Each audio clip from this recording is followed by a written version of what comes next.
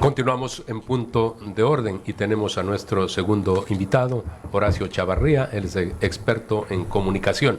Pero, si bien es cierto, vamos a hablar de la coyuntura política ecuatoriana, lo vamos a hacer luego, porque hay dos temas de trascendencia mundial, internacional, que de una u otra forma también impacta en el Ecuador. La una tiene que ver con los aranceles, el 25% que impone Estados Unidos a Canadá y a México desde ayer. Obviamente también lo impuso a China, el 10%, y ha amenazado que lo va a hacer con la Unión Europea. Estamos hablando de un país que tiene tratado de libre comercio, como es el Tratado de Libre Comercio del Norte, entre Estados Unidos, México y Canadá. Se entiende que los tratados de libre comercio son para el libre comercio, sin aranceles, y los clava ayer el 25%. ¿De qué manera esto puede impactar en la economía ecuatoriana, en el comercio internacional ecuatoriano? Nuestro mercado son los Estados Unidos. Por supuesto, con México no tenemos ni siquiera un acuerdo comercial. Eso impidió que lleguemos a la Alianza del Pacífico. Entonces, este tema yo creo que vale la pena tratarlo y con un conocedor, no solamente del tema político ecuatoriano, sino una persona que tiene mucho conocimiento de la realidad internacional, tratarlo también. Horacio, ¿qué te parece a ti esa guerra comercial que ha impulsado Donald Trump prácticamente con el mundo? Bueno, antes que nada, buenos días con la audiencia y con ustedes, gracias por la invitación.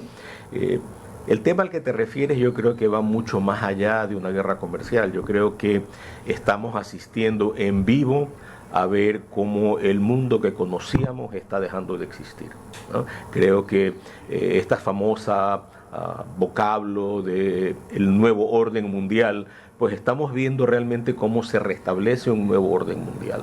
A todos los que nacimos después de la posguerra y que nos tocó llegar a la adolescencia y madurez durante la Guerra Fría, y la vimos terminar y vimos cómo el mundo se fue globalizando y cada vez el flujo de personas, bienes y capitales fue cada vez más libre. Hoy hemos comenzado a ver cómo comienza esto a restringirse. Entonces, más allá de las oportunidades comerciales o de las incomodidades que van a sufrir unos países más y otros países menos, creo que lo de fondo es que nuestra cultura en su totalidad se está viendo afectada.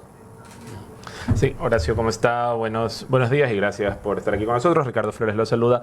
Volviendo ya al tema, digamos, la coyuntura nacional. Estamos actualmente, justo comentábamos esta mañana, y usted es experto en comunicación, justo comentábamos esta mañana el déficit de comunicación que tuvo el gobierno respecto de la delegación del Campo Sacha, ¿no? Ya hemos hablado mucho de la delegación del Campo Sacha, tuvimos a Roberto Aspiazu, que es un experto en el tema. No es por reiterar el tema del Campo Sacha, sino llevarlo al tema de la comunicación. ¿Qué está sucediendo con el gobierno ahora en esta, digamos, en esta interín entre la campaña, entre el término de la primera vuelta y el comienzo de la campaña de la segunda vuelta en temas comunicativos? ¿En verdad hay un déficit de comunicación del gobierno y cierta fragilidad, usted cree, en la comunicación del gobierno que hace que este tipo de cuestiones como Sacha generen cierta polémica? ¿O cómo está manejando el gobierno este tipo de comunicación según su criterio? Es complejo para cualquier gobierno ejercer el poder y mantener una agenda de gobierno al mismo tiempo que se participe en una elección, ¿no?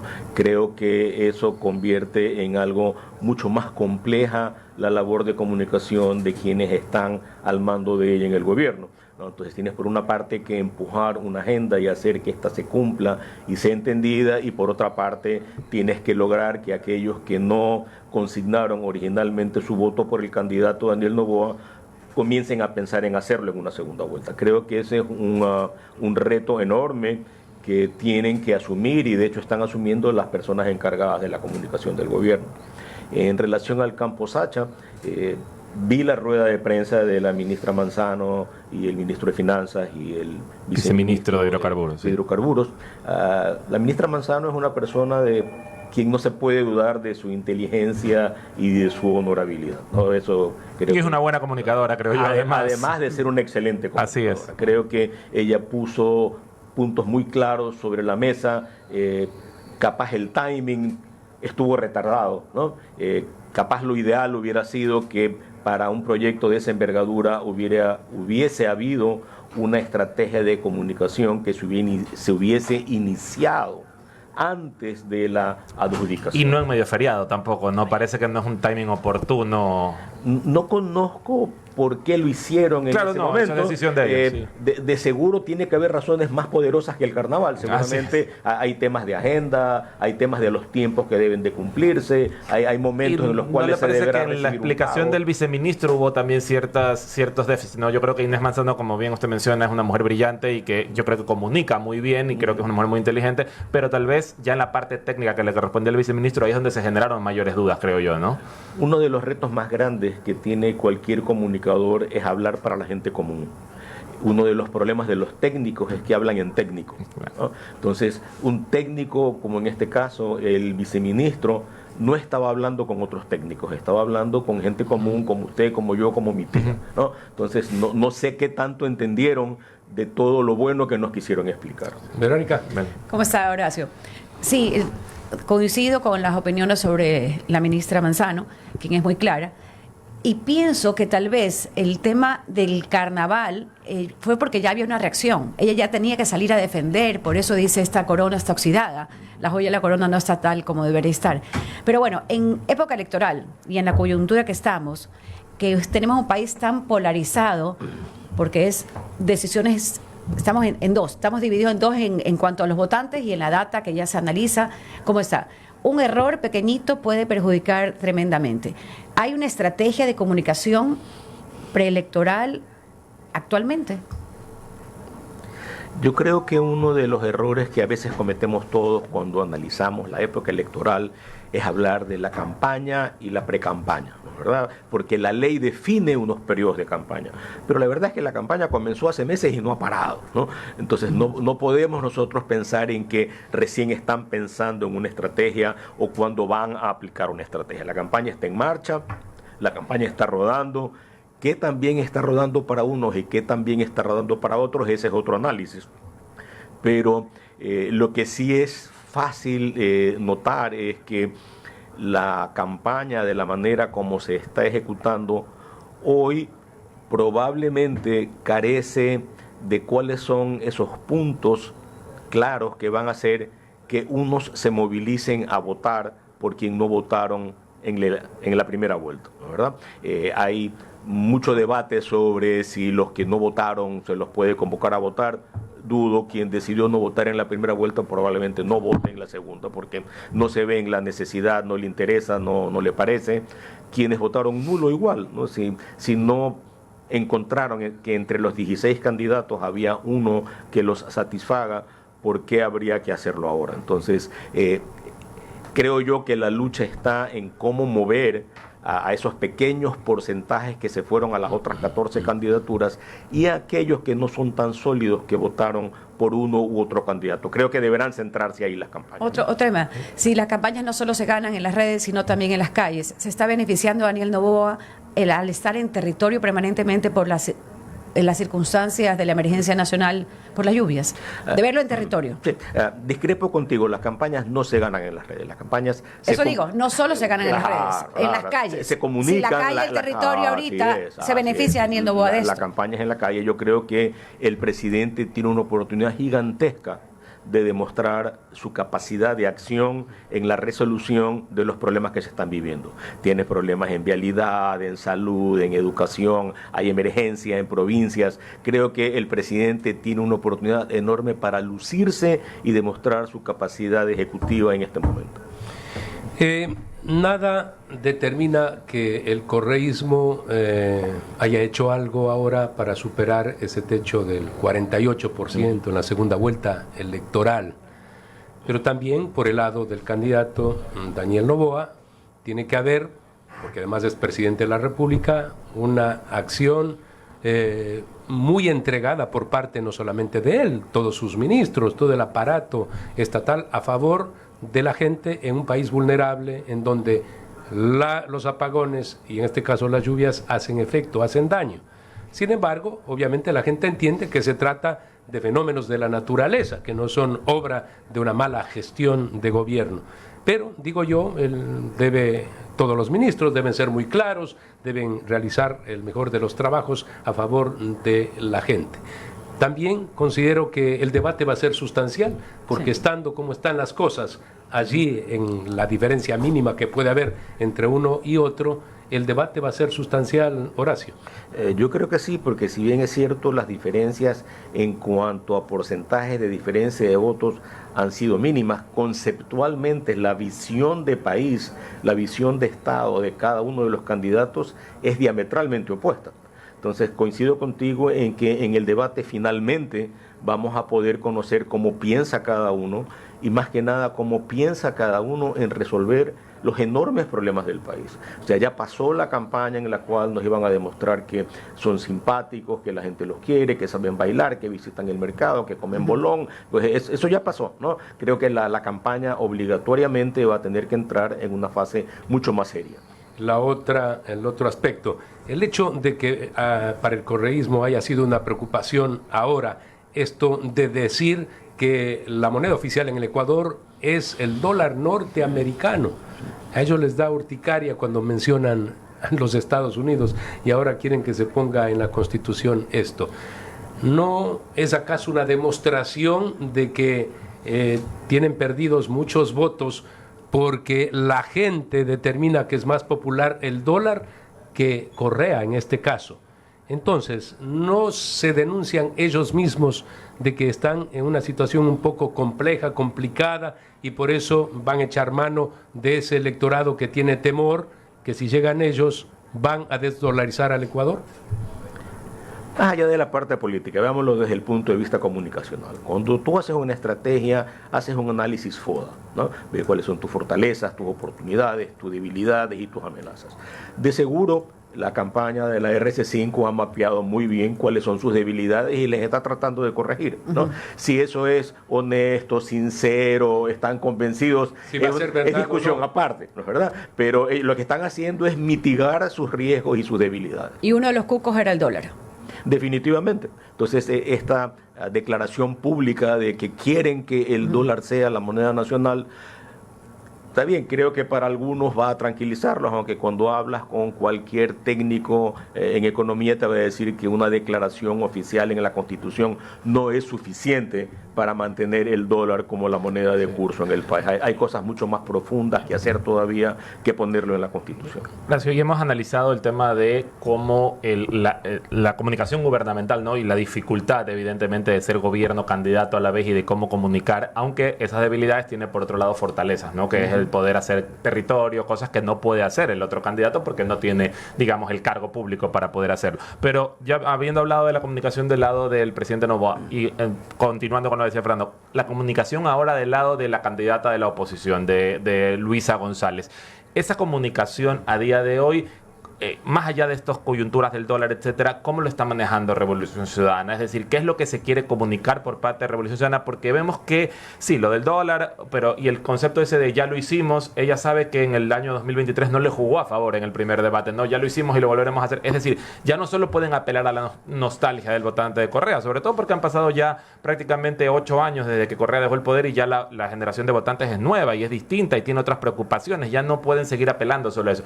¿Cómo debería plantear o enfocarse esta comunicación por parte ya de la oposición respecto de cómo llegar a poder convencer a ese electorado que todavía tiene pendiente de convencer? Bueno, a mí particularmente no me gusta dar consejos a personas con las que no coincido ideológicamente, claro. ¿no? Pero si estuviese de ese bando, me tocaría reconocer que hay un par de cosas que están haciendo bien, ¿no? Esta promoción internacional que han hecho de la candidata de la visita a Uruguay, por ejemplo, de Luisa González. Uruguay, la toma de las fotografías con otros presidentes latinoamericanos de izquierda moderada, porque es evidente que el socialismo del siglo XXI ya no tiene la fuerza del poder. La foto con Maduro no la va a ayudar. Esa foto no creo que se la vaya a tomar. La foto con Lula. Pero la foto con Lula, o la foto con Boric, que son gente moderada, ¿no? Y que marcado diferencias con Maduro, además. Creo que eso lo han hecho bien. Creo que la oportunidad que encontraron con el tema de la dolarización, sea sincera o no, no sé, pero creo que ha sido un punto en la comunicación a favor. ¿Y dónde siguen teniendo problemas en la comunicación Revolución Ciudadana? ¿Sigue teniendo problemas para empezar Revolución Ciudadana? A ver, yo creo que el problema más grande que tienen es el líder, ¿no? Que él no es el candidato, pero sigue siendo el candidato, ¿no? ¿Verdad? Ese manejo vehemente, constante de las redes sociales de él, donde me imagino que mueve cualquier agenda y planificación de la candidatura, debe poner en aprietos al equipo de comunicación. Así es, siempre han dicho que Correa los lleva a la segunda vuelta, pero no los hace ganar la presidencia. Yo creo que eso es algo bastante seguro certero. Algo de eso pasa. Sí, así es. Pero he visto que ya no lo menciona. En los últimos meses ella no lo está mencionando tanto como antes hablaba que iba a ser su asesor permanente y que iba a estar... Lo traía, ¿no? Porque hay un voto que tal vez no conoció, no vivió a Correa. Definitivo. Entonces claro. ella está tratando de acercarse a ese votante y está buscando inclusive verse como la ciudadana campesina, la ciudadana que le tocó salir adelante con sus 15 años siendo madre y la parte más humana de ella. Yo creo que se ha desvinculado un poco del presidente Correa o del expresidente Correa y de esa forma trata de alejarse de todas las causas de corrupción que hay en contra del gobierno o la época de los 10 años de la presidencia anterior. Trata de vincularse a la corrupción ella. A ver, yo coincido con tu mencionando. análisis en que ella intenta marcar una línea de separación, pero no puede. Lo que hace su partido es todo lo contrario, ¿no? Entonces creo que ahí tienen un mensaje que se les cruza de manera muy poderosa, que hace que frente a los votantes se note, ¿no? ¿Quién es ella? ¿Es ella sola? ¿Es ella con alguien por detrás? ¿Ese equipo piensa todos de una sola manera o hay la posibilidad de disentir y tener visiones propias? Yo creo que ahí están los nudos de comunicación que tiene esa campaña. Pero está aceptando más entrevistas. En las candidaturas anteriores evitaba un poco las entrevistas y creo... que el equipo de mando que se encuentra en México le tiene que ser muy difícil poder manejar una campaña política a larga distancia. Entonces... El tema de las entrevistas es clave y creo que ambos candidatos lo entendieron. Creo que ya pasó el momento en el cual solamente puedes tener comunicación unilateral como le estaban teniendo. Creo que llegó ya el momento del diálogo. Y es muy complejo porque cada uno tiene habilidades como comunicador totalmente diferentes y cada uno después deberá potenciar dónde están sus fortalezas para poder transmitir de una manera clara, racional y al mismo tiempo no despegarse de la parte emotiva de las personas, que al final del día es lo que define el voto. Indudablemente que los dos candidatos tienen que comparecer ante los medios de comunicación. No lo están haciendo, ni el uno ni el otro, porque son muy pocas las entrevistas que se han podido observar. En el caso del presidente de la República, además de candidato, es el primer mandatario del país. Y en el caso de la señora Luisa González, no sé si por inseguridades propias, naturales de ella, tampoco comparece a medios de comunicación, salvo aquellos que están más o menos alineados. De tal manera que en otros países cada uno de los candidatos se enfrenta, no importa si hay un medio de comunicación que tiene tal o cual sesgo o matiz, y ellos son suficientes para enfrentar al periodista, al medio de comunicación. Pero acá hemos tomado esto de que voy al lado de acá, al de acá, y al final, en lo personal, como periodista de tantos años, como que se ha vuelto intrascendente esto ya de si está un presidente o no está. Pero en el pasado era muy importante el dialogar con un presidente de la República. Eso tendrían que romper y están a tiempo. En el caso del presidente Daniel Noboa, ser muy abierto, estar en los medios de comunicación en general, y en el caso de la señora Luisa González, igualmente, no sentirse intimidada porque a lo mejor es un medio que ha tenido una postura diferente a la de ella. Por eso es que nos toca hablar y decir, hay que esperar el debate. No deberíamos esperar un debate, pues si todos los días hay posibilidades en un país como el nuestro, que digo, campeón del mundo en cantidad de medios de comunicación, pues, porque este país chiquito tiene miles de radios, por supuesto cientos de publicaciones y ahora pues canales de televisión y portales, y bueno, campeones del mundo, de tal manera que ojalá, y es un llamado, ¿no?, abiertamente en democracia, enfrentar las preguntas de los periodistas. Habemos periodistas independientes que hemos demostrado a través de la vida, por sobre todo, respeto a los demás, a la inteligencia de todos, y lo que se busca es, interpretando el sentimiento, el pensamiento público, hacer preguntas a quien va a dirigir los destinos del país o a quien dirige sobre temas fundamentales, esenciales, que deben ser resueltos a favor de la gente. No existe otro ánimo que no sea ese. Coincido contigo y tú has participado y lo hemos hecho juntos algunas veces, entrenar a alguien para enfrentar a la prensa. Y es clave que cualquier candidato en este caso esté preparado para responder hasta la más incómoda de las preguntas que le puedan realizar. O sea, si no estás como candidato preparado a responder todo lo incómodo que te pueden preguntar, ¿qué podemos esperar cuando estés en el poder? Ahora, desafortunadamente, en el mundo entero hay este cambio. Has visto tú en las últimas 2 semanas, el cambio en Estados Unidos en relación del poder y la prensa una vez más, ¿no? La decisión del presidente Trump de no aceptar que Associated Press cubra oficialmente la Casa Blanca y las movilizaciones del presidente porque se niegan a llamar al Golfo de México como Golfo de los Estados Unidos, es algo sin precedentes. O como el Washington Post, su dueño, manda una carta diciendo: a partir de hoy aquí se acabó la pluralidad de opinión. En las páginas de opinión solamente va a haber un tipo de opinión. Entonces, sí, dentro de los cambios culturales que estamos viviendo, ese es otro, el decidir con quién nomás quiero tener como interlocutor, y hoy con la ventaja de las redes sociales que me permiten hablar individualmente con Fernando, Edgar o Verónica, no necesito de la intermediación del medio como originalmente existió. Lamentablemente se desnaturaliza lo que era la relación y la razón de ser de la comunicación, del comunicador en la sociedad. Le queremos agradecer a Horacio por haber estado esta mañana con nosotros. Luego